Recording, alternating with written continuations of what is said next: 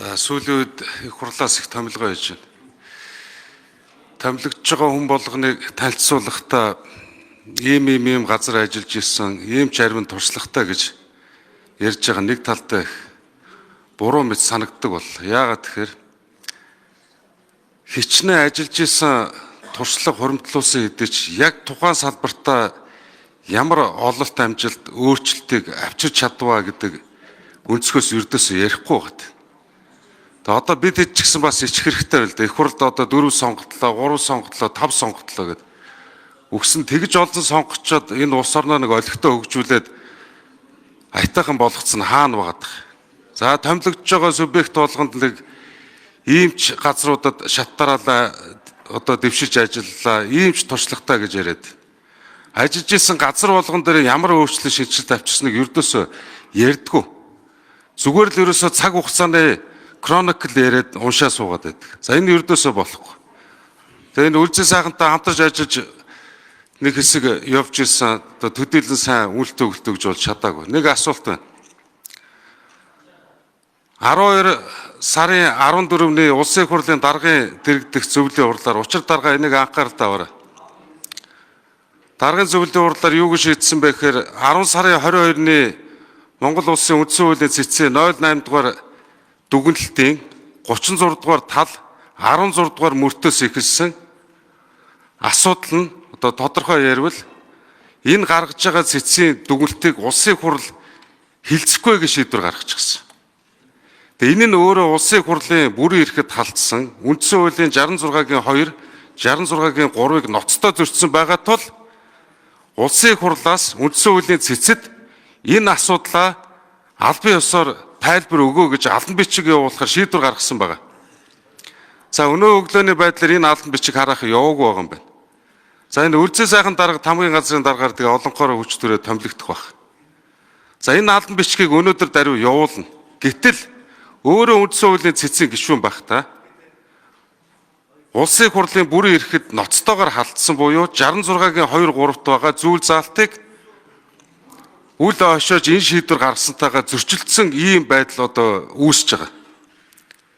Тэгэхээр энэ дэр ямар байр суурьтай байх юм? Энийг нэг маш тодорхой хэлээтгэж тэр 08 дугаар дүгнэлт нь өөрийнх нь гарт байгаа үлгөөтэй 36 дугаар тал 16 дугаар мөртөө уншаадах. Тэгээ үндсэн хуулийн 66-гийн 2, 66-гийн 3-ыг уншаадах. За энэ дэр нэг тайлбар өгөөдөх төө. За гишүүний асуултад хариулъя. Тэгэхээр Монгол Улсын үндсэн хуулийн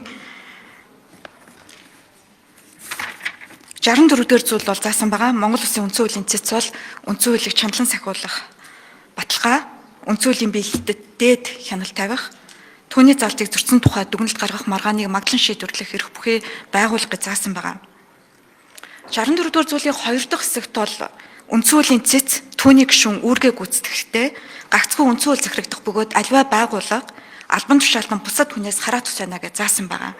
Тэгэхээр энэ 64 дугаар зүйлийн 1, 2 дахь хэсэгт заасан энэ заалтыг бол Монгол Улсын үндсэн хуулийн цэцгийн тухай хууль болоод үндсэн хуулийн цэцэд маргаан хянах шийдвэрлэх ажиллагааны тухай хуульд бол дэлгэрүүлэн заасан байгаа. Өөрөөр хэлбэл үндсэн хуулийн цэц бол нийт 9 гишүүнээс бүрдэн тэр цэцгийн гаргасан 9 гишүүний шийдвэр бол өөрөө олонхын шийдвэр бол байдаг. Тийм учраас хувь гишүүн болоод шийдсэн шийдвэрийн талаар бол үндсэн хуулийн цэцгийн гишүүн ямар нэгэн байр суурийг илэрхийлэх эрхгүй хуулиар хориглосон бол байгаа. Харин Монгол Улсын их хурлд бол гаргасан шийдвэрээ бол уншиж танилцуулах бол эрх бол байгаа. Чи одоо юу хариулаад байгаа юм бэ? Би асуултыг айгүй тодорхой асуулаа шүү дээ. 12 сарын 14-ний өдрийн 13 цагийн Улсын хурлын даргын дэргэдэх зөвлөлийн хуралдаанаар тухайн зөвлөлийн хуралдаанд хууль зүйн байнгын орооны дарга Цогтбаатар Арц намын бүлгийн шийдвэрийг Тэмүүжин гишүүн танилцуулж олон талаасаа бид нар ярилцж байгаад энэ 08 дугаар цэцгийн дүгнэлт чинь улсын хурлын бүрэн эрэхэд халдчаад байна. Тиймээс цэц рүү энэ асуудлыг албан тоот явуулж өөрийнх нь байр суурийг сонсё гэд албан бичиг явуулахаар шийдвэрлэчихсэн. Одоо энэ шийдвэрийн бэлтгийг өөрөө хүлээх үүрэг хариуцлага одоо томилогдсноор хүлээх гэдэг нь шүү дээ.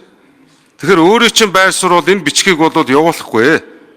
Яагаад гэвэл энэ үндсэн хуулийн 64 дугаар зүйлийн тэдгээр заалтаар ийм учир шалтгаан байгаа учраас энэ бичгийг бүр явуулахгүй гэдэг хариулт өгөхөөр. Тэгээ одоо бол үндсэн хуулийн цэцгийн гишүүнээр ажиллаж байгаа нөгөө чөлөөлөгдөг байгаа учраас үндсэн хуулиар одоо цэцгийн гишүүний хуваар хариулж ийн л та нөгөө 9 гишүү олонхоор шийдсэн асуудал дээр хөөгөн байр суурь илэрхийлэхгүй гэдэг. Одоо бол яг цэцгийнхээ гишүүнээр ажиллаж шít. Тэгэхээр хууль зөрчих гээд байна. Тэгэхээр мэдээд одоо бол чөлөөлөх асуудлыг ярих учраас дараа тэгээ байр суурь тий.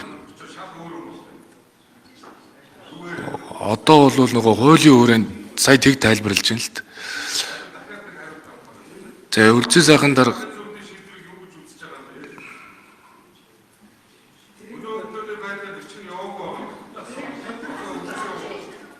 Тэгэхээр би саяас Номтой 2 гишүүний асуултад хариулахдаа бол хуулийн үндсэн хуулийн болоод холбогдох одоо хуулийн заалтыг бол тайлбарлсан бол байгаа. Тэгэхээр Монгол Улсын их хурлын гишүүдэд бас иммунитет гэж байдаг. Тэгэхээр бас Монгол Улсын үндсэн хуулийн цэцгийн гишүүнд бас иммунитет гэж бас байдаг. Тэгэхээр нэгэнт одоо гаргасан шийдвэрийн талаар цэцгийн бүх гишүүд тэгш хэрэгтэй байдаг учраас би тайлбар хэлэх хууль ёсны надад хоригдсан ийм заалт бол үйлчилж бол байгаа. Тэгэхээр миний хувьд бол үндсэн хуулийн цэцгийн гишүүнээр бол ажиллахдаа үндсэн хуулийг бол дээдэлж мөрдөж бол ажилласан.